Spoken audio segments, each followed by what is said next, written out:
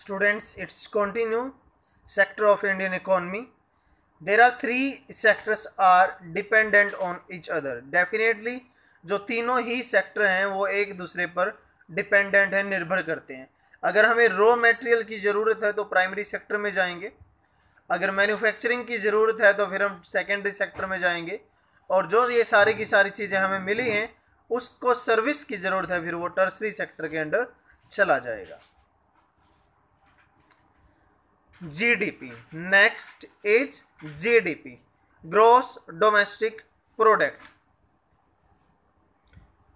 Let's see, students, the value of final goods and services produced in each sector during a particular year, or provides the total production of the sector for that year, and sum of production in the three sector gives, that is the gross domestic product. Or in other ways, in the year, the all goods and services which are produced in a year, the total sum of goods and services which are produced in a year, that is the GDP.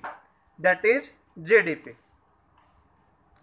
Next is comparing the three sector between 1973 to 2003. It's the graph 1. यहाँ हम देख पा रहे हैं the green color for the primary sector and the color yellow is for the secondary sector and the third one color is for the tertiary sector. इस graph के अंदर क्या है? GDP by primary, secondary and tertiary sector.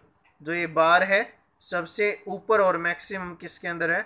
Tertiary sector के अंदर यहाँ रहेगा.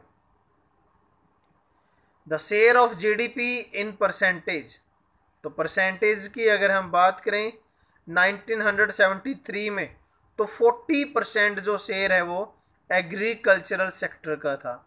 उसके बाद हम यहाँ देख पा रहे हैं ऑलमोस्ट 20 to 23 के आसपास जो है यहाँ सेकेंडरी सेक्टर है, और रेस्ट ऑफ द जो 30% और 36% that is the tertiary sector.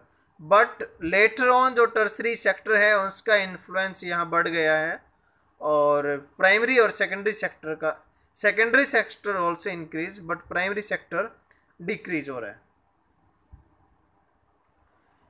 But now in the third sphere of the sector, in the employment की बात अगर हम करें तो 70% जो एम्प्लॉयमेंट है 1973 तक प्राइमरी सेक्टर प्रोवाइड करवाता था, ऑलमोस्ट 10% जो है सेकेंडरी सेक्टर एंड ऑलमोस्ट 20% जो है टर्सरी सेक्टर. बट इन 2000 जो प्राइमरी सेक्टर है उसका बर्डन कम हुआ है, वो up to 60%, and tertiary and secondary both are increased in the matter of employment.